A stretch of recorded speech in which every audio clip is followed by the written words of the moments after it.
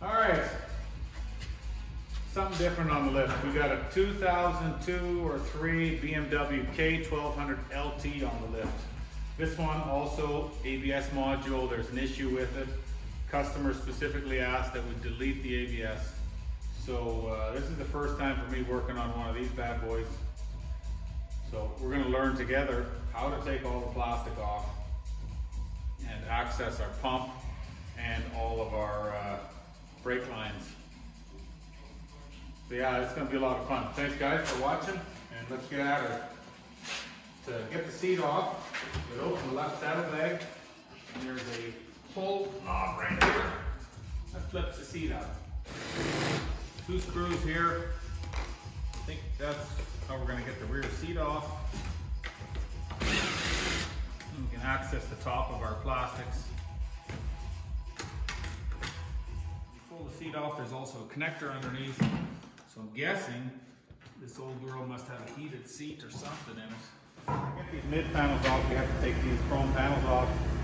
It looks like there's 3 Allen, 2 and 1, and then these side panels have a screw here, here, and right here. Torx head.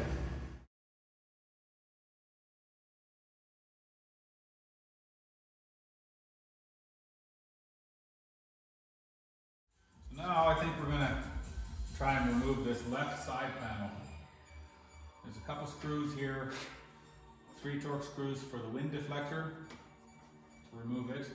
There's a Phillips screw here for the lens we're going to take out. And then there's a couple screws underneath here for this protector in case you wipe out. We're going to start with that and see how we end up. Holy crap. I guess we better take a picture of that so we know how that goes back together.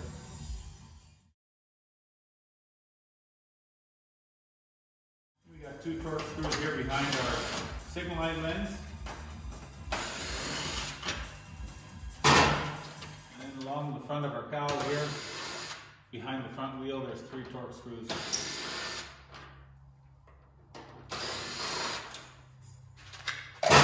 That should release the lower side panel if we need it off. And once we get that side cover off, there's a bunch of Torx screws underneath of it, like we guessed.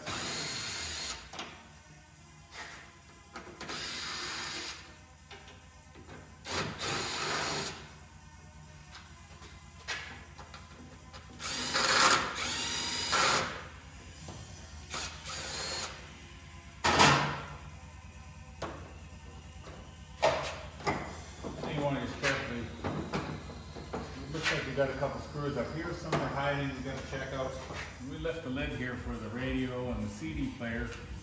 There is a couple screws underneath of it.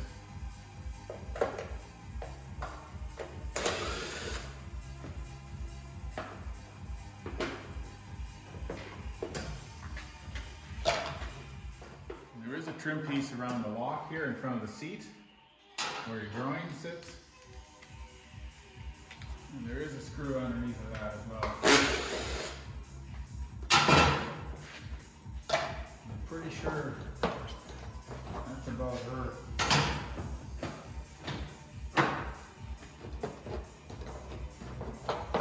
Get it out of there.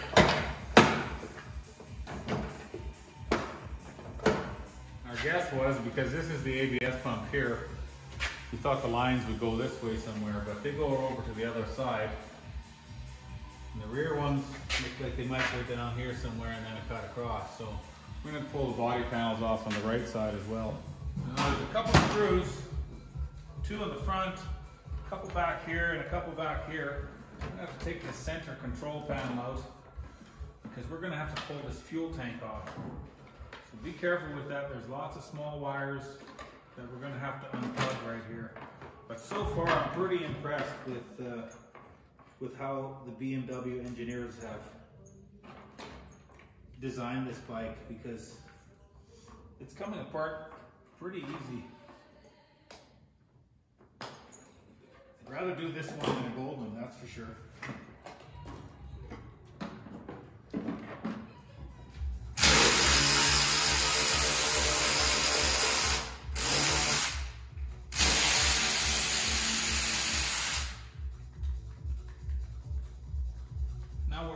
is take this subframe off the fuel tank.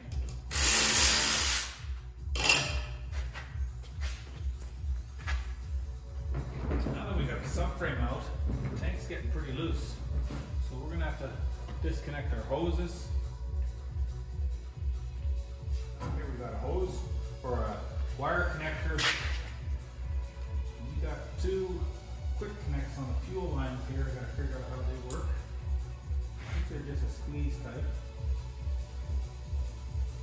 And they come apart, so another smart move.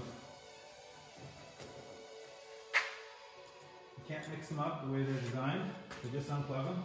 Make sure you get your fuel gauge unplugged on top here. Put your wire somewhere you're not going to lose it.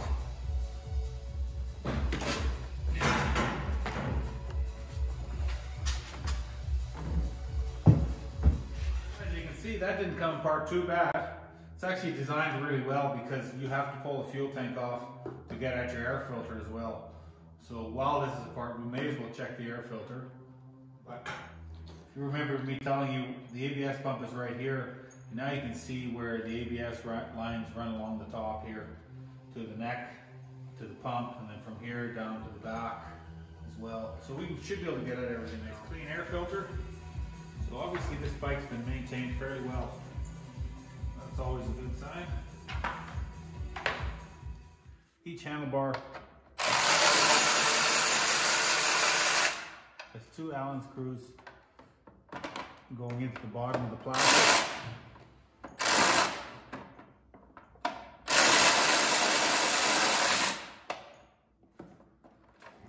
Take those out. So now, like we do on every time we do a bar job or a brake job on a bike, we're going to suck all the brake fluid out of the system before we pull all our brake lines out. To do that, we're going to put this vacuum pump from Mighty Vac on this nipple, loosen the nipple, turn the air on so it starts sucking the fluid out, take the lid off the reservoir so it sucks it right clean out. You don't want to get any brake fluid on your paint anywhere because it may eat your paint off. So to access your rear master, which is behind this cover, you're just going to take the last couple screws. There's a screw here and a screw here, and there was three screws down the front and 3 screws across the bottom just to remove that side panel. Pretty easy, didn't need to go into too much depth.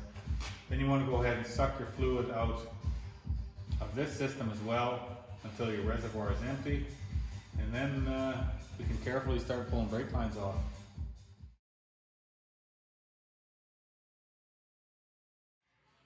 All right, now weekend's over. So we've got brake lines from our front discs coming up here on both sides, and they tee in right up here to the main line.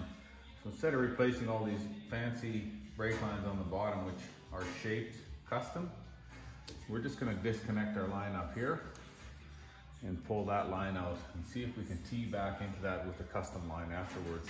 Now that we've got this air intake induction tube out of there, you can see the lines here. The bottom one is the one that goes down to the brakes, and the top one is the one from the master. So we're going to disconnect this and have a look at these connectors. We might be able to just flip them over and thread them back into each other if we get real lucky. So this here is the coupler that was connected to the frame here. And I believe that if we take this fitting off the top, just by drilling that spot weld out, we can use this fitting to connect the two lines. So we're going to try that. Here we've got our fitting removed from that plate. Now we're going to try and reassemble this and see how it works. You can see here, top line is back into the same spot it was originally from the factory. And the bottom line with the banjo bolt is into that fitting as well. Pretty much at the same angle. So it's almost like it was designed to happen like that. Everything tightened up real nice. So we're gonna bleed those brakes and see how that works. We got our front brakes bled, and we got really nice pressure on them. So we'll call that good for the front brakes. Clean up any brake fluid you might have spilled, because you don't want that sitting on your paint, it'll lead it off. And tighten up your nipples and put your caps back on.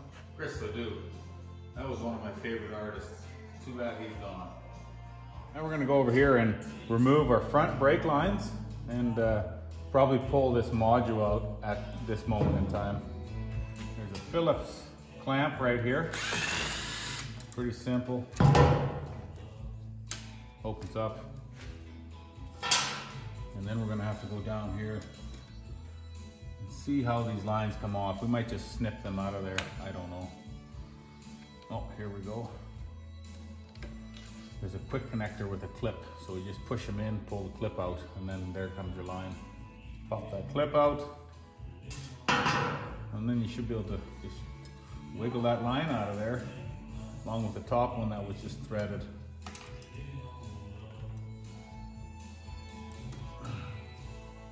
Careful not to lose any brake fluid anywhere on paint.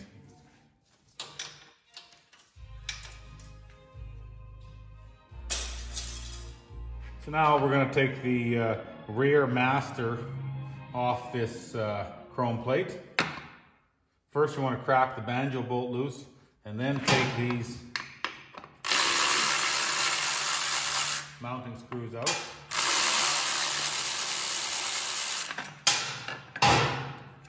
It's going to give us a little more to work with. We've got a rubber hose that comes from our master up to a junction block here. I'm going to take the banjo bolt out of there once again. Make sure you save your copper crush washers. You see right here, you got to get that Allen out of there for that junction block mounting. This right here is the rubber line that comes from your caliper. It's mounted to your saddlebag mount here. This is the hard line right here that goes to your ABS module or pump. So we're going to take this hard line out right here. So now, what we're going to need to measure from here to here, we're going to need about 24 inches, 2 feet. We're going to need a, where's that line? We're going to need a flexible line like this. Either 2 banjo fittings on each end, or a banjo fitting on one end and a conventional style threaded fitting on the other end. I'm going to look through my tickle trunk. So, in my tickle trunk I had a really nice core brake line kit with the right length. So we're going to get this piece installed here and make sure it all fits. Now that we've got our line attached and tightened up and our master reinstalled in the plates here, we're going to mount this master back on its bracket on the frame so we can get this system led. So on this master reservoir, there's 2 hoses that come off the bottom on the back. One of them you're going to have to cut and put something in there and plug it. The other one you're going to have to get a really good epoxy and plug the hole. These hoses are actually the original hoses that feed your master module, or sorry, your ABS module or pump, you call it. I'm just going to get a bolt that has a smooth shank, slide it in there, and put an oil line clamp on there. All right, so we've got this air dam back in here, and while we're waiting on that glue to cure about 4 hours, then we're going to slide this tank back in and start putting some of the other stuff around and bleed these brakes last. Now that it's been about 4 or 5 hours, we're going to fill up this master reservoir for the rear with DOT 4 brake fluid and bleed this system as well with Mighty Vac. Now that we've got the brakes bled, we've got real nice pressure right away. It doesn't get harder the more you pump it. If it gets harder the more you pump it, then you know there's a little bit of air still in the system. We're going to put a battery in it and try this bike out. You can see how hazy it is in here. She's a bit of a smoker. Bike runs, revs up good, except for now we don't have brake lights. So something to do with disabling the ABS has affected the has affected the brake lights. So now we're going to open this up and we're going to find our fuses, have a quick look at those, and then try and figure out why we don't have brake lights. So, if you want your brake lights to work, you gotta make sure you leave your ABS pump module plugged in. It is gonna cycle like this, and it is gonna cause the lights to flash on the dash. So now we're gonna have to maybe look into the wiring or see how we can get that flashing light to stop. So we just got the ABS pump pulled out, it's sitting here loose. This is the connector for it. If you want the flashing light on the dash to go off, quick simple way to do it is there's a brown wire with a red stripe, there's a brown wire with a yellow stripe, and a black wire with a white stripe. Snip them off and your flashing indicator light for ABS warning will go off. Before you cover this all back up, make sure you put shrink tube on the 3 wires that you cut off. That way if there is any sort of wire, power coming out of those wires, nothing's going to short out. And then clip your cover back on.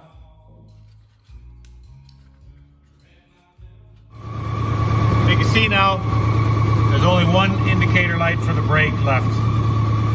If that light's going to bug you, then we have to pull the whole dash off and pull that bulb out.